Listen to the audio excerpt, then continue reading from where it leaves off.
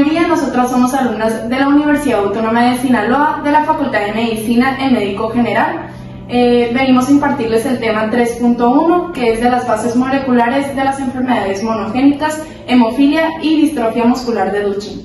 En la materia de biología molecular impartida por la docente Erika Costa-Smith, somos el equipo conformado por Beltrán Avilés Merari Madain, Rosinet Chávez Castillo, Arelia Montoya Camacho y Dana Paola Medina Ibarra. Alrededor de esta exposición vamos a tratar los temas aquí presentes, en donde veremos la introducción, hemofilia, bases moleculares de los genes, marcadores intragénicos en el diagnóstico de portadores, la secuenciación de los genes de los factores de coagulación, la distrofia muscular de Duchenne, la genética y la fisiopatología y por último la conclusión. Mi nombre es Beltrán Avilés Merari Madain y les voy a compartir el tema de la introducción. El ADN, primeramente, como ya sabemos, está empaquetado en 23 cromosomas, donde 22 pares de cromosomas son autosómicos y un par es sexual. Esto depende si eres mujer, sería XX, y si eres varón, sería XY. Este tipo de empaquetamiento nos permite hacer el rastreo cromosómico, el cual nos permite determinar la herencia de las enfermedades congénitas. En el caso de las enfermedades monogénicas se definen como la mutación, el resultado de la mutación a un solo gen, y este tiene un efecto importante en el fenotipo. También se encuentran, en el caso de las monogénicas, pues se desean un solo gen, como ya lo mencioné, y también se encuentran las poligénicas, que estas son enfermedades producidas por alteraciones a más de un solo gen. A diferencia de estas, las enfermedades monogénicas siguen las leyes de Mendel, por lo cual también se les conoce o se les llama enfermedades hereditarias mendelianas. Estas se clasifican en dos grandes áreas: las enfermedades monogénicas autosómicas, que se dividen a su vez en dominantes y recesivas, y las enfermedades monogénicas ligadas al sexo, que estas se dividen en cromosoma X y ligadas al cromosoma Y.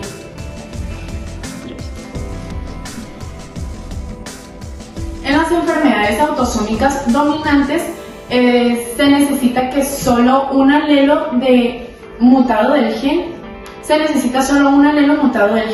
para que la persona lo manifieste. Es decir, que para esto uno de los dos progenitores de la persona afectada padece la enfermedad y tiene un 50% de probabilidades de transmitirlo a su descendencia, por lo que manifestará la enfermedad. En el caso de las enfermedades autosómicas recesivas, necesitan tener los dos alelos del gen mutados.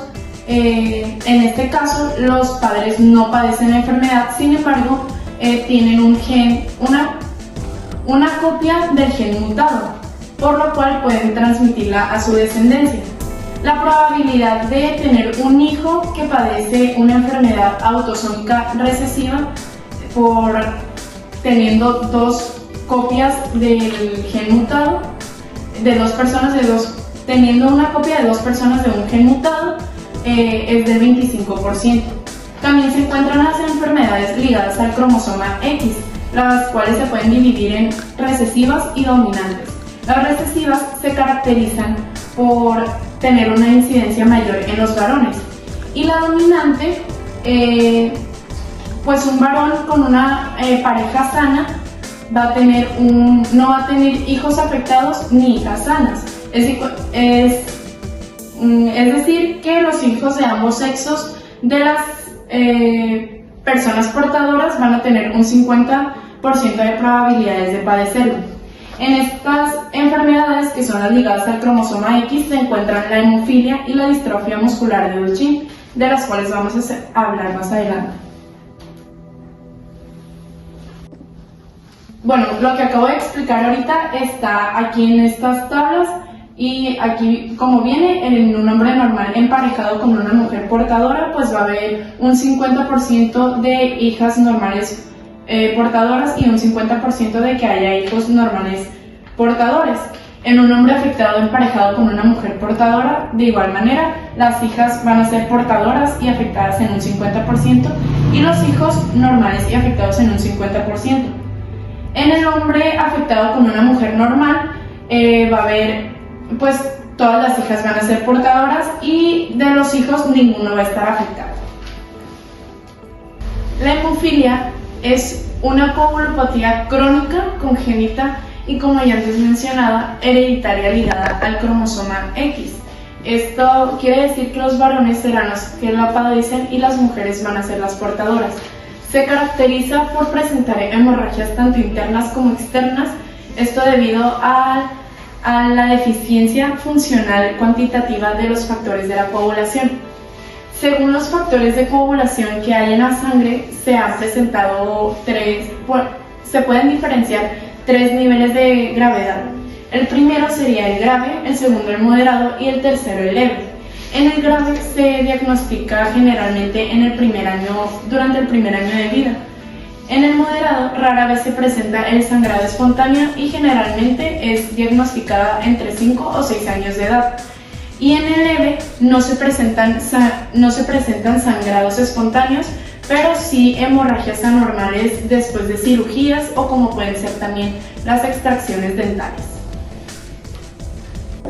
Bueno, mi nombre es Dana Medina y yo les voy a mencionar las bases moleculares de los genes de factor 8 y 9.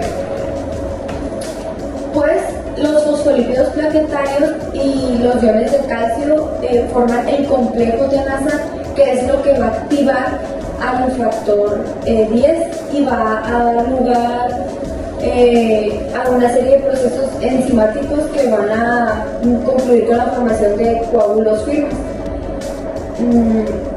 En el caso con pacientes con hemofilia, este mecanismo pues se va a ver severamente afectado y van a ser las causas de las manifestaciones hemorrágicas que se van a presentar.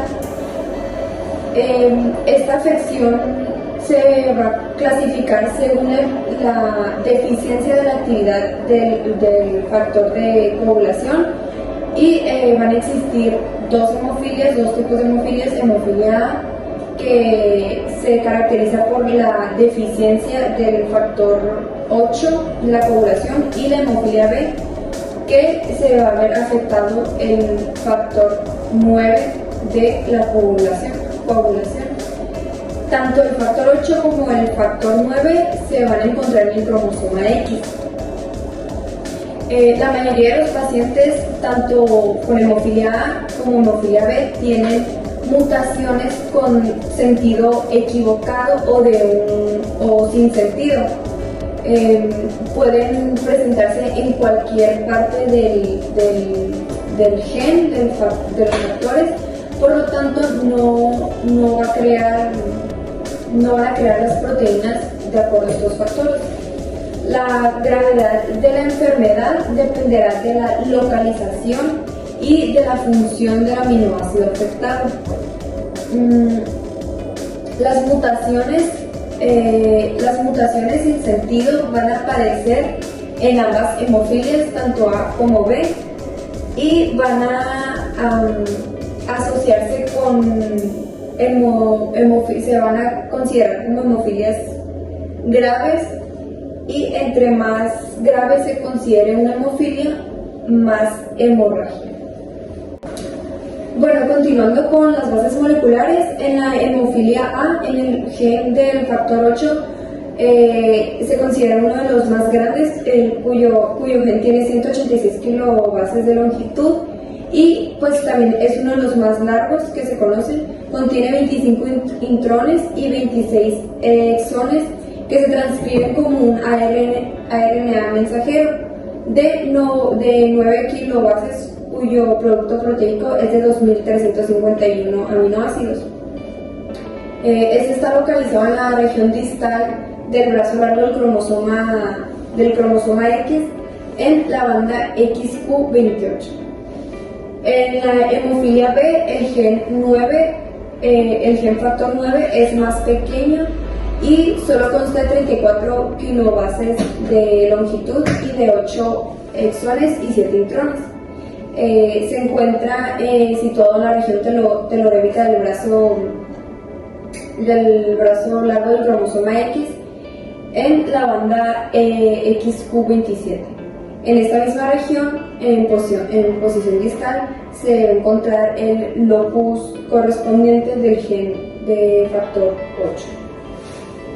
Bueno, continuando con la inversión del intrón 1 y 22 del factor 8, pues tenemos una mutación en el factor 8 de la codulación y se suele producir por una inversión de una región de unas 500 kilobases que afecta a este gen.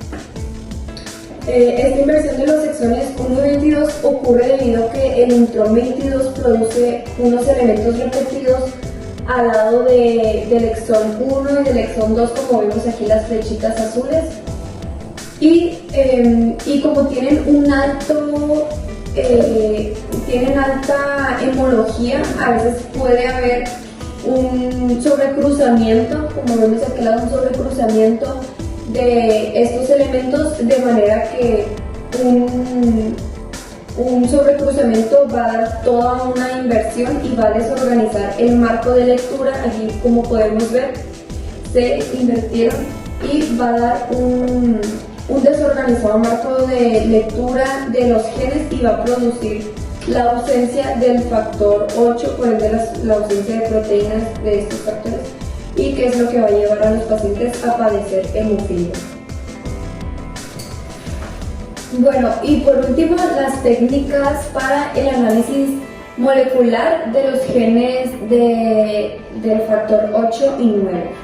Secuenciación como primera. Entre las técnicas indirectas mayormente empleadas en hemofilia A está el análisis de ligamento mediante distintos marcadores intragénicos, como son los RFLPS y microsatélites.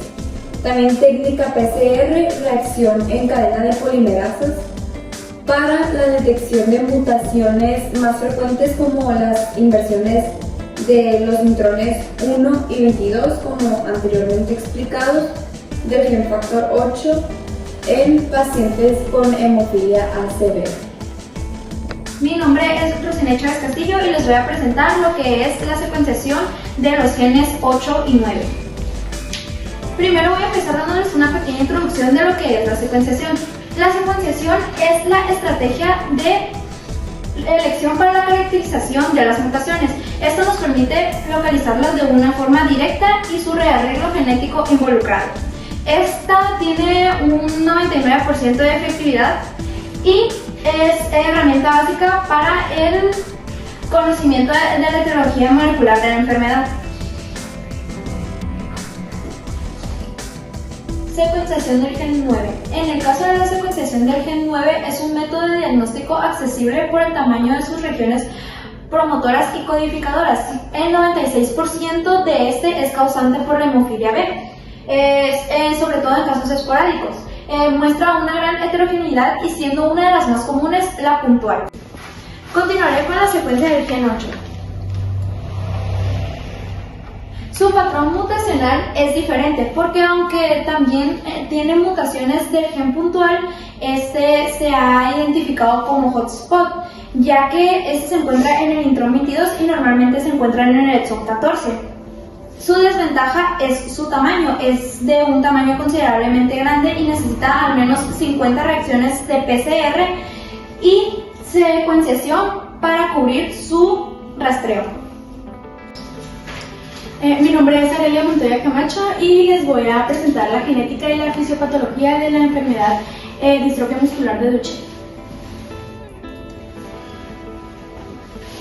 Bien, las bases moleculares de la enfermedad distrofia muscular de Duchenne se descubrieron en los años 80 a partir del análisis de un paciente con lesión en el cromosoma X que presentaba distrofia muscular de Duchenne, enfermedad granulomatosa crónica, renitis pigmentosa y fenotipo MC-León en la sangre roja, lo cual esto permitió la identificación del gen de la distrofina en el locus XP21.2. Este es un gen muy grande con 79 exones y el procesamiento de la producción de la proteína es complejo, lo cual hace que se facilite la aparición de las mutaciones espontáneas y esto ocurre hasta casi en un tercio de los casos. La distrofina se localiza en el sarcolema en su cara interna y tiene un peso molecular de 427 kilodaltons. Este se divide en 4 dominios, siendo que el primero es el amino terminal, que es el que se une a la actina. El segundo dominio vendría siendo el que es en bastón, que vendría siendo el más amplio. El segundo, el dominio rico en cisteína, que este contiene los sitios de anclaje al beta-distroglicano de la membrana. Y por último tenemos el dominio carboxil terminal, que contacta con la distrobrevina. Además de dar un soporte estructural y estabilidad, la distrofina también nos va a aportar y nos va a dar un enlace indirecto entre la membrana extracelular y el aparato contráctil de la fibra muscular. La distrofia muscular de Duchenne se produce por la ausencia o el defecto grave de la distrofina, y como ya lo habíamos mencionado anteriormente, la distrofina pues se localiza en el sarcolema, lo cual esto provoca que el daño del sarcolema ante el estrés mecánico, la pérdida de la homeostasis de calcio intracitoplasmático y finalmente la degeneración de la fibra muscular. La fibra necrosa y los intentos de regeneración muscular son insuficientes hasta que gran parte del tejido muscular normal es sustituido por tejido fibroadiposo. Estos cambios de necrosis, regeneración e infiltración grasa son visibles en la biopsia muscular y constituidos el patrón muscular distrófico, como algunas otras distrofinas musculares con defectos musculares genéticos diferentes. La distrofina se expresa fundamentalmente en el músculo esquelético y cardíaco, pero existen isoformas que expresan selectivamente en otros órganos como el cerebro, las células de Schwann o la retina. Y esto justifica las manifestaciones no musculares asociadas a la distrofia muscular de Duchenne.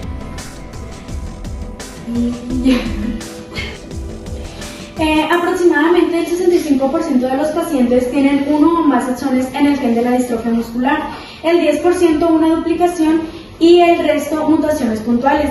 Independientemente del tipo de mutación que se presente para producir la enfermedad, la alteración genética debe de romper el marco de lectura del ARN mensajero, interrumpiendo la síntesis y degradándolo ya sintetizado. Con esto podemos concluir que las enfermedades monogénicas son muy variadas e implican patrones de herencia diferentes, por lo que el riesgo de la descendencia dependerá con el patrón con el que se herede la enfermedad. Es una realidad que un diagnóstico oportuno y un asesoramiento genético adecuado han ayudado a mejorar la calidad de vida en las familias con problemas y trastornos genéticos. Aunque muchos de estos tratamientos para estas enfermedades aún están en experimentación, no hay duda que los que ya existen han ayudado a mejorar estas enfermedades. Esto sería todo por nuestra parte, esperamos que sea de su agrado y muchas gracias por su atención.